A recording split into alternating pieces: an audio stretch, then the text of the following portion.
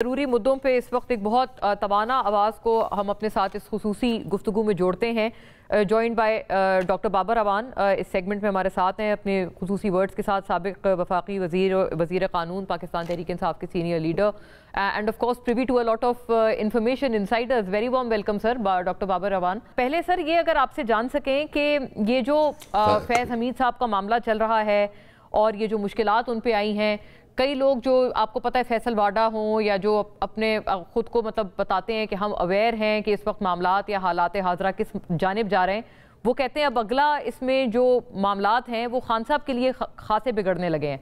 तो इस पे लीगली स्पीकिंग इस बात में या उनकी इस पेशन गोई में कितना वजन हो सकता है?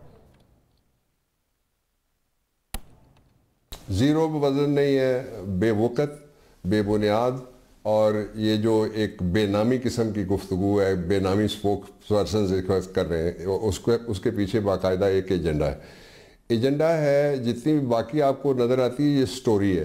स्टोरी का जो मोरल अंदर छुपा के रखा हुआ है, किसी तरीके से इमरान खान को -1 किया जाए, उसके लिए सारा जोर लगाया जा रहा है। मैं ज़रा थोड़ा सा पर्सपेक्टिव में आपके देखने वालों को मोना डाल देता हूँ। पहली बात यह है कि जो उनका ट्रायल हुआ है अभी उसकी वर्डिक्ट सामने नहीं आई। वो एक इन कैमरा टाइप प्रोसीडिंग्स होती है। मैंने बहुत सारे अटक किले समेत इस तरह के मुकदमात पहले FGMC समेत लड़े हुए हैं, तो इसलिए कोई वर्डिक्ट सामने अभी नहीं है। एक प्रेस रिलीज आया है जिसके ज़रिए से 4 बातें बताई गई हैं। उनमें से जो सबसे इम्पॉर्टेंट सिग्निफिकेंट बात है वो पहली ये है कि जो ऑफिसर था वो सियासी मामलात में शरीक था या मुदाखलत करता था। आपने हाल ही में एक स्टेटमेंट सुनी, मौलाना फजलुर रहमान साहब ने नदीम मलिक के शो में ये बताया कि वो अकेला नहीं था, उसके साथ जनरल बाजवा भी थे। दूसरा उन्होंने बताया कि हमें कहा गया था कि एक इलेक्टेड गवर्नमेंट है उसको हटाना है, आपने ये करना है, ये करना है, ये करना है। और फिर उन्होंने कहा कि हाँ हमने उस पर सब ने मिलकर मोहर लगाई थी। तो if at all there is some case which they are talking about, तो 3 साल में अब तीसरा साल शुरू हो गया, बल्कि 3.5 साल हो गए। निज़ाम तो वही है, लोग वही हैं, चेहरे वही हैं, उनका सिर्फ रोल बदला। किसी को पंजाब से उठा के मरकज़ में, किसी को मरकज़ से उठा के सूबे में भेजा गया। तो उस वक्त से लेके आज तक वो इमरान खान के खिलाफ क्या ढूंढ सके। सिमिलरली उनकी बीवी के बारे में भी कह रहे थे इतनी करप्शन है, कभी उनका निकाह ढूंढते हैं, कभी निकाहनामा तलाश करते हैं। बहुत छोटी ज़हनियत का मुजाहरा करके ये गुफ्तगुएँ भी हो रही हैं और ये परसिक्यूशन हो रही है। This is not a prosecution. और कोई चांस नहीं है कि किसी और मुकदमे में, क्योंकि ये सारा खेल जो शुरू हुआ वो हुआ 9 मई से, और 9 मई शुरू हुआ इस्लामाबाद हाई कोर्ट के जिस कमरे में अंगूठा और दस्तखत किए जाते हैं, वहाँ इमरान से उनको उठाया गया और अगले दिन सुप्रीम कोर्ट ने उनको छोड़ा। और 3 पुलिस के गवाह हैं, वो लाहौर पुलिस के हैं। वो कहते हैं जी सारी जगह हम कहीं चारपाई के पीछे थे, कहीं मेज़ के नीचे थे, कहीं हम सोफे के पीछे थे और हम बातें सुनते रहे। So they are discredited by 2 courts. आपके लिए मैं कह दूं 4 लोग जो बरी हुए इस्लामाबाद में 9 मई के, वो मैंने बरी करवाए, और 2 मुकदमात सरगोदा से जो बरी हुए वो भी मैंने असद उमर अयूब के वो मैंने बरी करवाए हैं केसेस। इसलिए इस बात की कोई क्रेडिबिलिटी नहीं है और कोई चांस नहीं है।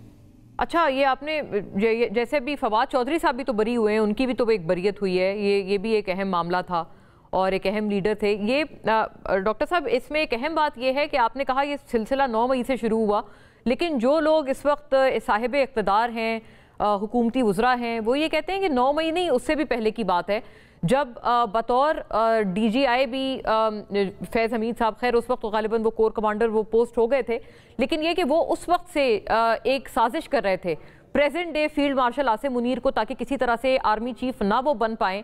और इस सिलसिले में फैज़ हमीद साहब की साजिश को अमली जामा पहनाने के लिए यही तमाम वज़रा कहते हैं कि खान साहब ने एक, आपको याद होगा, पिंडी का एक मार्च और वो भी एक एहतजाज भी निकाला था, जिसमें उन्होंने बड़ा मतलब फ़ौज के जो सिटिंग जनरल्स हैं उनके हवाले से बड़ी सख्त बातें भी फरमाई थी खान साहब ने। तो कहते हैं ये सिलसिला वहाँ से शुरू हो रहा है, इट डिडंट स्टार्ट फ्रॉम 9 मई। इस एलिगेशन पे आप अगर रिस्पॉन्ड कर पाएँ। अच्छा देखिए, इस एलिगेशन ये मज़ाक का खेज है, this is a cock and wolf story, लेकिन मैं इसको 2 हिस्सों में तकसीम कर लेता हूँ। पहला ये है कि जो एविडेंस होती है उसकी 2 किस्में हैं। एक होती है direct evidence, that I was at the scene of the crime and I saw it with my own eyes, या आप किसी जगह मौजूद थी, बाई चांस आपने कोई चीज़ होते हुए देखी, एक वो है। Correct. एक वो है जो कहे कि मैंने सुना है किसी से और किसी ने उधर से मुझे बताया और उससे पीछे, इसको कहते हैं हाँ। हेर से। इसके लिए सुनी सुनाई मैं बात। बकवास का लफ्ज तो नहीं इस्तेमाल करना चाहता अच्छा। लेकिन हेर से को वो या फौजी जुबान में लंगर गप कहते हैं और हमारी पंजाबी में उसको कूड़ कहते हैं। तो इसलिए ये सारी बातें इस तरह की हैं। अच्छा, इसके मुकाबले में जो डायरेक्ट एविडेंस है, सर्कमस्टांशियल भी नहीं, वो आई है 4 लोगों के मुंह से और वो आपके पास वीडियो है। जब अगली दफा कोई आए तो उसको चला के दिखा दीजिएगा। एक मौलाना फजलुर रहमान की वीडियो जिसकी मैंने बात कर दी है, एक नवाज शरीफ की मुझे क्यों निकाला की तहरीक, उसमें वो किसका नाम लेता है, अब बाजवा का पहले फिर फैज का, तीसरा जो है आप शहबाज शरीफ की तकरीर सुन लें, चौथा मरियम नवाज की रिपीटेड तकरीरें इसके ऊपर है। मैं बाकी उनकी जो टीम है उसके मैं नाम ही नहीं लेता। Correct sir. बाबर रवान साहब, गुजारिश ये है, आपने आपकी शायद पहले वाली बात से ये तासुर मिला कि जनरल बाजवा को शायद कोई क्लीन चिट देने की कोशिश हो रही है।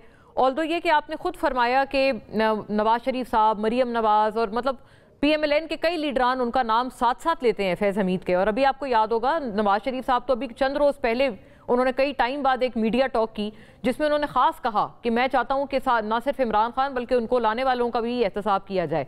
तो इस सारी चीज़ों से, बयानात से ये तासुर तो नहीं मिलता कि वो लोग जनरल बाजवा को क्लीन चिट दे रहे हैं, राइट? मतलब वो हो सकता है कि वो भी इस चीज़ में वो भी इम्प्लिकेट हों, और मतलब ऐसा उनके बयानात से लग रहा है। और सेकेंडली सर, आपने जो बयानात गिनवाए, एक बयान मुझे भी याद आया है, खान साहब ने भी तो बयान दिया था पावर से आउस्ट होने के बाद कि फैज़ हमीद साहब उनको पार्लियामान मैनेज करने में उनकी मदद किया करते थे, इसीलिए उन्होंने कहा कि मैं नहीं चाहता था कि वो बतौर DGI हटें। तो ये सियासी मेडलिंग नहीं हुई? अच्छा, पहले मैं इमरान पे चला जाता हूँ। मेरे ख्याल में उन्होंने ये बात नहीं कही थी। उन्होंने कहा था कि in the middle of road है अफगानिस्तान के साथ ताल्लुकात की बहाली और मुज़ाकरात, जिसको वो लीड करते थे, नंबर 1। नंबर 2, वो जो दूसरा आपने कहा कि क्या ये कुछ लोग ये कोशिश तो नहीं कर रहे कि वो जो नाम लेते हैं, उसमें मैं आपके साथ यस करते हुए, एग्री करते हुए, मैं आपको 2 चीज़ों का मैं इजाफा कर देता हूँ आपके देखने वालों के लिए। पहला ये है कि जो हेड ऑफ द डिपार्टमेंट होता है वो कौन होता है? वो चीफ होता है या उसके नीचे जो DGs होते हैं मुख्तलिफ जगह बैठे, और DGs मेरे ख्याल में दर्जन से ज्यादा होते हैं, मुख्तलिफ DGMO हो गए, DG फलाने हो गए। तो जो रिस्पॉन्सिबिलिटी जब फिक्स की जाती है तो that starts from the top. जब अगर जो इंजन का ड्राइवर रेलवे को गिरा दे तो लोग कहते हैं कि रेलवे के वजीर ने शर्म क्यों नहीं की और उसने इस्तीफा क्यों नहीं दिया।